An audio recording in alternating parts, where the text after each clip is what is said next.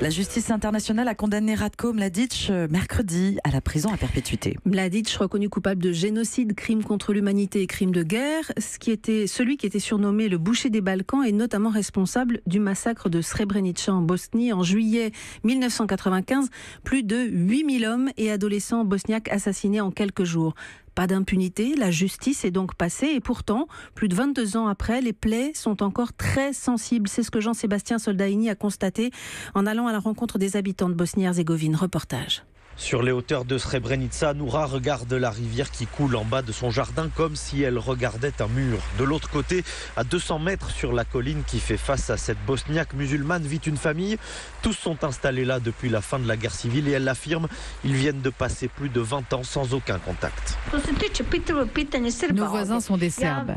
Ils ne nous ont jamais approchés pour nous parler, pour nous demander ce qui nous était arrivé. Ce que n'importe quel être humain aurait fait, c'est de venir nous voir, savoir si nous avions perdu des proches. Ils vivent là, 3 générations en bonne santé, du grand-père aux petits-enfants, et nous, nos familles sont dévastées et nous vivons totalement à l'écart les uns des autres.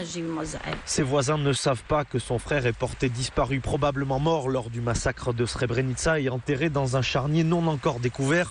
20 ans qu'elle cherche à l'identifier parmi les ossements conservés dans la ville de Tuzla, sans aucun succès. L'indifférence entre voisins, elle pourrait presque s'en accommoder.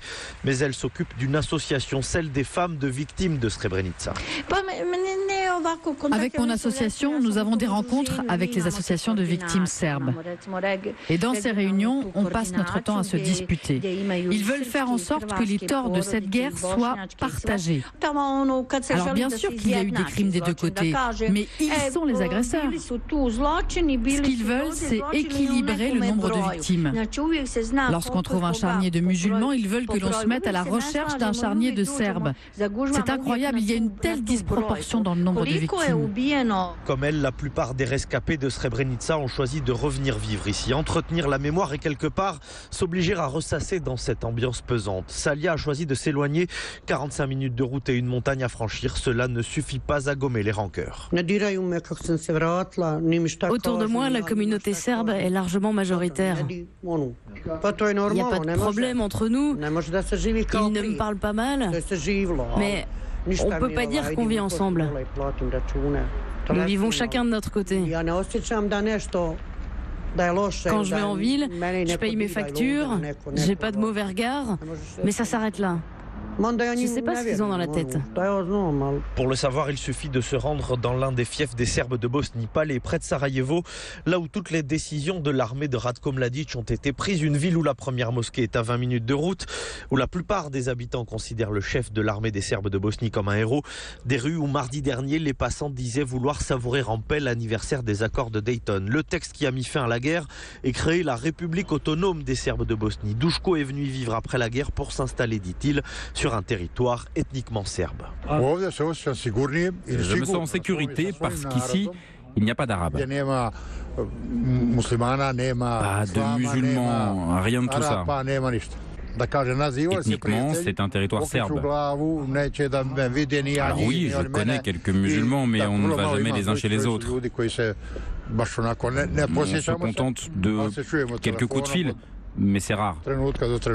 Hormis à Sarajevo, le temps ne fait rien, pas plus que les procédures judiciaires. Le tribunal pénal international a terminé son travail mercredi.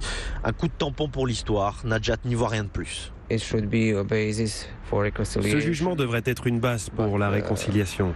Mais le problème, c'est l'héritage. Ce jugement ne s'adresse pas à nos enfants. Par exemple, aujourd'hui, vous ne pouvez pas parler de génocide dans les écoles de Srebrenica. Parce que, vous savez, ils disent que cela n'est pas arrivé ici. C'est ce que les Serbes mettent dans le programme scolaire. Nos enfants n'ont pas le droit de parler dans la langue bosniaque. Mais pour moi, ce n'est pas qu'une question de communication, c'est aussi notre identité, notre culture et notre histoire. Un jour, ma fille est arrivée à l'école et le prof a dit qu'il n'y avait pas de musulmans ici. Mais enfin, qu'est-ce que ça veut dire? Quitter Srebrenica, il n'y pense pas. Il est l'un des rares survivants des pelotons d'exécution. Il a vu, comme il dit, le fonctionnement de la machine. Partir, ce serait abandonner la mémoire des victimes. Mais en 22 ans, son témoignage, maintes fois répété, n'a pas changé les mentalités, ni même contribué à effacer les impacts de balles encore présents sur les murs des maisons. Voilà, édifiant reportage de Jean-Sébastien Soldaini entre Srebrenica et Palais.